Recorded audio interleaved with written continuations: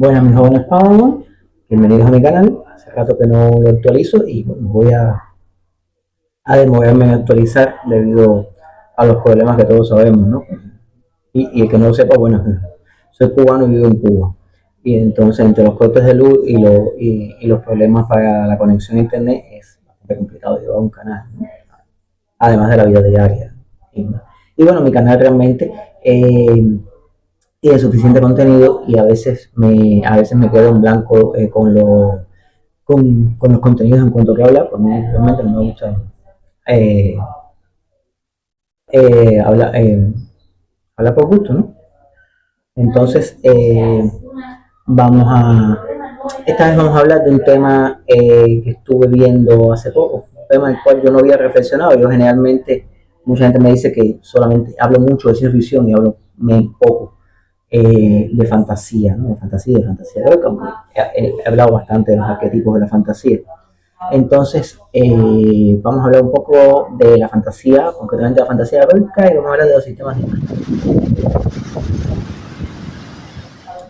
Entonces, los sistemas de magia. Los sistemas de magia tienen algo interesante. Actualmente he notado que entre los jóvenes escritores hay toda una moda, un esquema en cuanto a que lo más importante es el sistema de magia, la explicación del sistema de magia, en qué se basa el sistema de magia, qué es lo que se degrada con el sistema de magia. Y entonces, bueno, he visto todo un, todo un complejo entramado de cómo hacer un world building, voy a decir la palabra de cómo hacer una construcción de universos, no una mutopoiesis, pero sí una construcción de universos en la cual esté eh, muy bien, muy rigurosamente tratado el sistema de magia, como si se tratara de una ciencia exacta. Yo por un momento pensé que era un efecto espejo de entusiasta de las novelas de Brandon Sanderson, pero no, en realidad es mucho más antiguo. Así que vamos a hacer algo de historia sobre la fantasía heroica desde que surgió hasta como la conocemos ahora. Es decir, cuando surge la fantasía heroica, que ya lo he dicho otras veces aquí, la fantasía heroica surge con la modernidad. Nace al mismo tiempo que nace la ciencia ficción. La modernidad nos mostraba un futuro, o sea, cambió el esquema de la realidad, cambió el patrón de la realidad. La realidad era de una manera y de momento se convirtió en una... La realidad de momento se convirtió en un escenario en el cual todo estaba cambiando, en el cual había máquinas, en el cual había aglomeraciones de personas, que eran ciudades, había de todo y cosas que no habían pasado antes.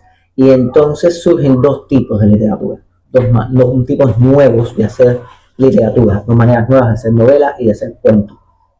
Por eso la ciencia ficción no es un género, la fantasía tampoco, son simplemente una manera de hacer las cosas, un enfoque distinto. La ciencia ficción se enfoca o se enfocó en estos primeros momentos, estamos hablando finales del siglo XIX, se enfocó en explorar el futuro, explorar el desarrollo tecnológico, en apoyar, en dar herramientas para uno montarse en el tren del progreso y del desarrollo tecnológico, que prometía sus escenarios natural es el futuro, que generalmente es un futuro bueno. Bueno, eso cambió después, ¿no?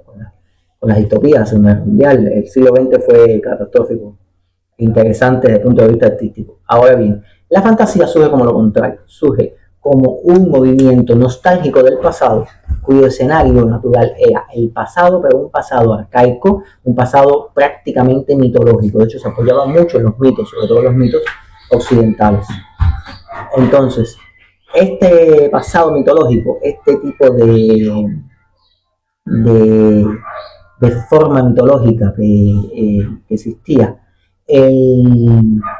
tenía tenía la característica de que usaba el folclore.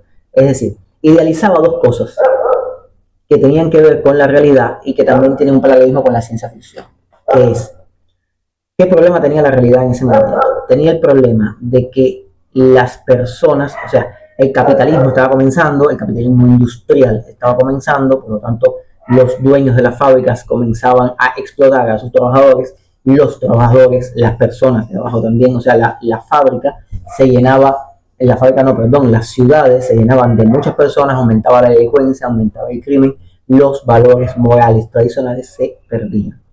Por lo tanto, esto generó primeramente la creación de es muy gracioso un cubano diga esto, un hombre nuevo, un arquetipo nuevo, el arquetipo de el hombre del futuro. Cuando nos leemos a Julio Verne, nos damos cuenta de que todos los personajes de Julio Verne se enfrentan al desarrollo tecnológico de una manera casi caballeresca.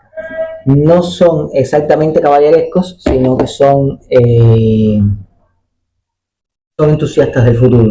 Y son personas que mantienen los valores tradicionales en el escenario del futuro. De ahí vienen todos los astronautas extremadamente morales, los Flash Gordon y los Buck Rogers del espacio, hasta que al final todo esto se deconstruye, ¿no? Sobre todo en los años 70. Pero bueno, eso sucede en el universo de la ciencia ficción. En la fantasía, lo que se hace es que se idolatra un modelo moral anterior, antiguo, que es el caballero medieval. Y de ahí salen los caballeros medievales. De ahí sale Conan, el hombre absolutamente moral, el hombre que no piensa mucho, pero hace, el hombre que enfrenta el mal porque sí, el hombre que su vida y su esquema es un bárbaro, pero su esquema es tan simple que no tiene complejidad moral. Él está del lado de los buenos y el que está del otro lado es el malo. Y si bien las historias pueden parecer simples, en realidad está dando un mensaje moral. Esto también lo tienen los personajes del Señor de los Anillos, que son personajes, por supuesto, son arquetipos mucho más redondos, pero al final todos los protagonistas del Señor de los Anillos están del lado del bien. Algunos son tentados, algunos sucumben a la tentación, otros se enfrentan a la tentación, la mitopoiesis, la creación del universo, ni voy a llamarle lore a esto, del Señor de los Anillos es absolutamente católica, por lo tanto los buenos son personajes morales, tradicionales, son caballeros, casi caballeros, becos, personajes de la épica que tomados de la fantasía de los cantares de gestas anteriores europeos, pero son personajes que están del lado de la moralidad y los enemigos están del lado de la oscuridad, del lado del mal. Esta estereotipación es típica y clásica y está presente en toda la fantasía heroica hasta que se deconstruye en Canción de Hielo y Fuego, que ya lo he dicho otras veces, Canción de Hielo y Fuego tiene un enfoque hacia la historia como ciencia que es prácticamente de ciencia ficción. Es prácticamente ciencia ficción sobre la historia en lugar de escenarios fantásticos. Ahora, ¿cuál es el otro enfoque? La máquina. La máquina cambió el mundo, finales del siglo XIX, principios del XX. Cambió los sistemas de producción. En el Caribe, el central cambió, acabó con la esclavitud, o sea, volvió irrentable la esclavitud y creó guerras de independencia. La máquina de vapor, de Watt, el transporte, los aviones, los trenes, la máquina, y seguimos teniendo celulares, máquinas, computadoras, hay todavía, vivimos en el reino de la máquina era la magia. La máquina, basada en la ciencia, o con la ciencia detrás, en la literatura de ciencia ficción, se vuelve el novum, lo novedoso. La máquina del tiempo, el cohete que te lleva al espacio, los implantes del cyberpunk, es decir, siempre hay una máquina nueva que no está en nuestra realidad y que nos permite abrir una puerta a un futuro de progreso, o no, o echarnos a perder todo este futuro de progreso. Esto es la ciencia ficción. Ahora, ¿cómo se maneja en la fantasía? Con la magia. La magia es aquello que suple el carácter de la máquina, pero con la característica de la fantasía estamos hablando de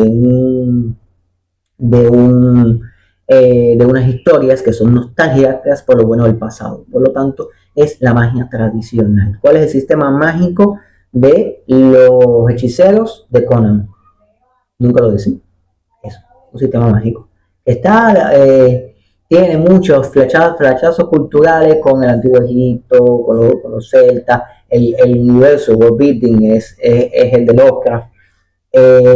¿Cuál es el sistema mágico del Señor de los Anillos? ¿En qué se basa? ¿Cómo Gandalf hace los hechizos? No los hace, es tradicional, es el mago tradicional medieval. El hombre tiene, Gandalf y el resto de los magos tienen una esencia divina, porque son mayas, que provienen de la luz olvidé el nombre, y y hacen magia, y punto. Y hacen cosas raras, novedosas, estas hacen magia, pero es una magia folclórica. Todas las cosas de espada y hechicería hasta los años 70 se basaban en esto. La magia no tenía sistema, la magia era magia, era algo milagroso, algo que no tenía reglas, no tenía nada que pagar. ¿Qué sucede? Jack Vance, cuando escribe La Tierra Moribunda en los años 70, Jack Vance era también escritor de ciencia ficción, hacía espada y hechicería, que es como se le llamaba a la fantasía heroica, o a la fantasía, los escritores norteamericanos de esa época, de la edad de plata de la ciencia ficción norteamericana. Él decide hacer una historia en la que la magia tuviera reglas como las reglas de la física son a las máquinas.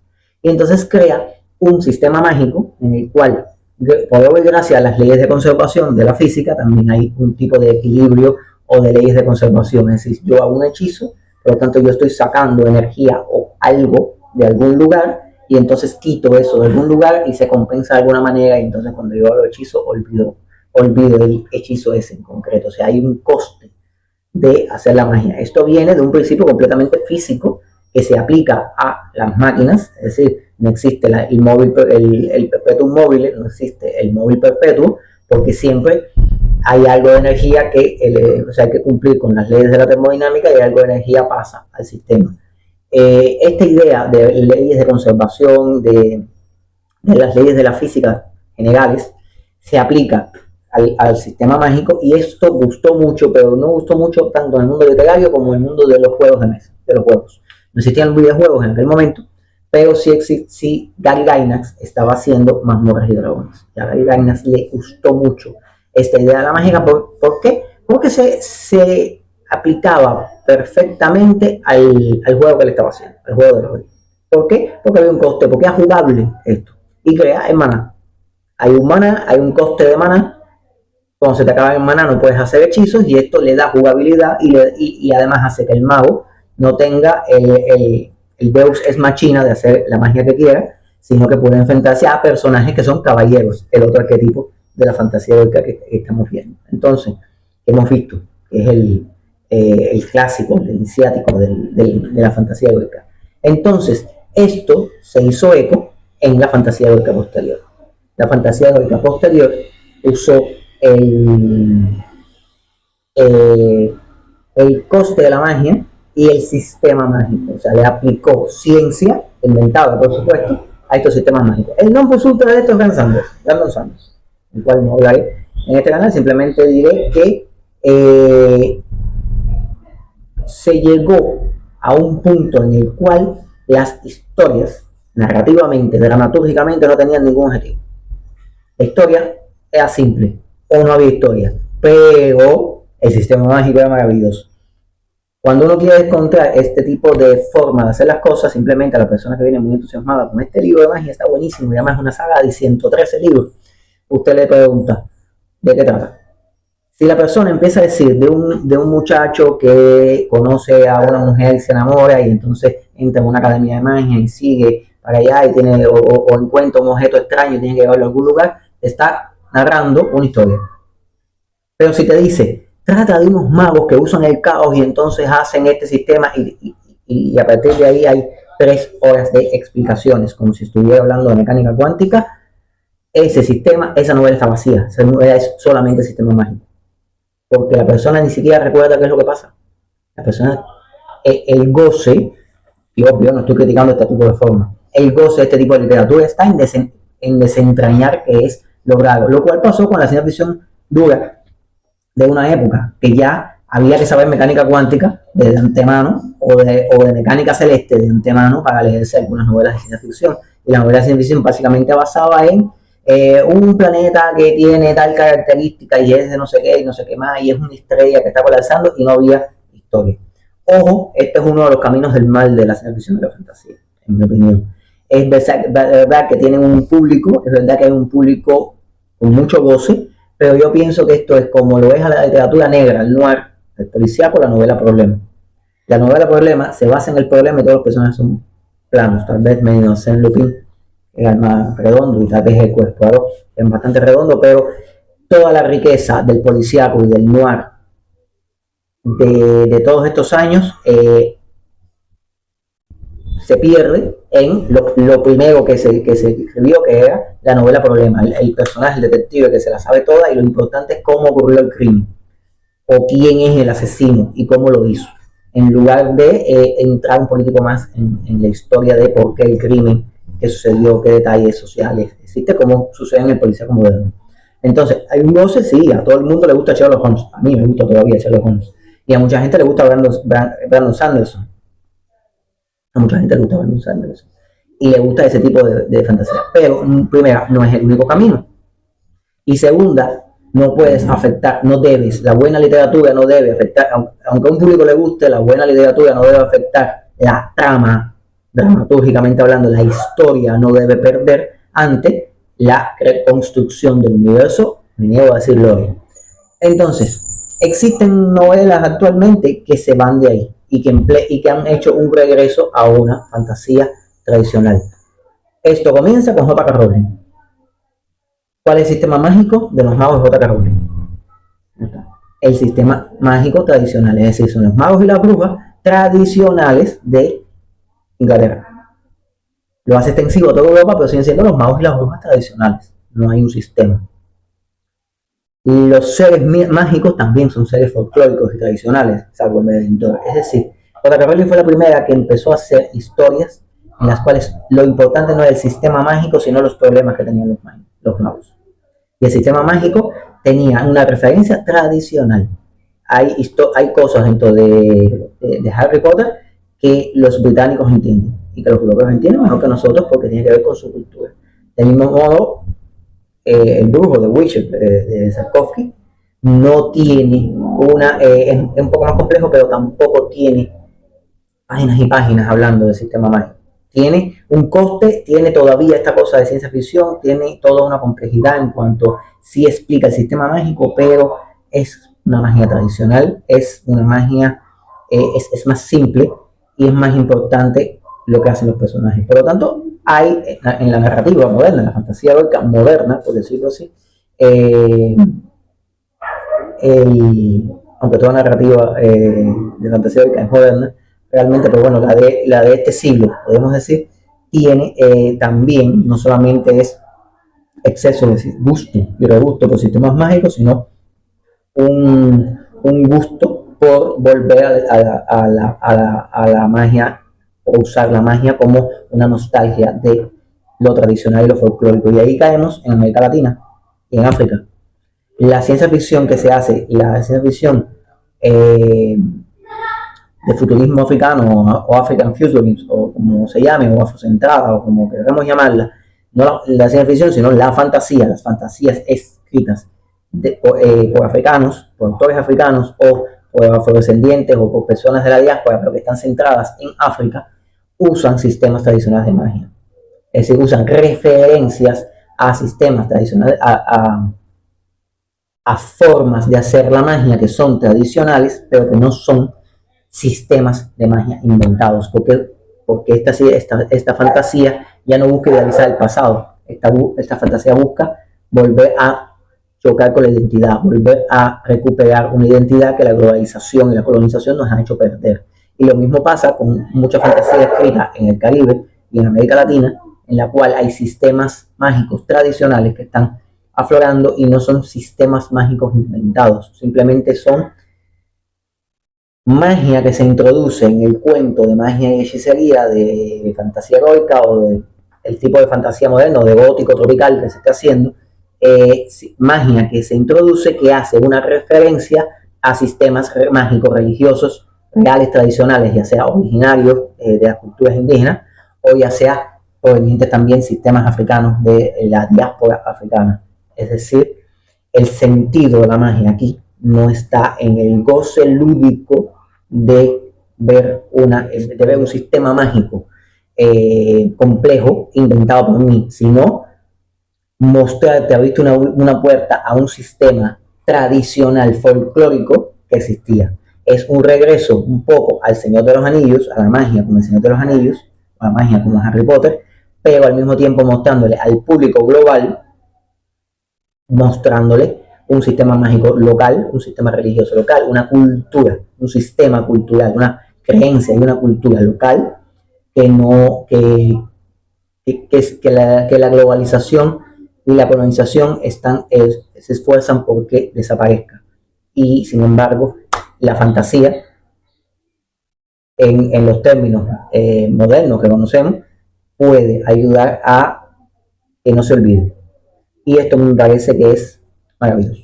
Entonces, hasta aquí terminamos el de hoy, hablando de fantasía y de ciencia ficción. Vamos a ver si me gusta hablar de fantasía, vamos a ver si seguimos hablando de fantasía, aunque mi escenario favorito es la ciencia ficción. Vamos a ver qué les parece a ustedes, de qué tema podría volver a hablar. Y bueno, ahí los dejo.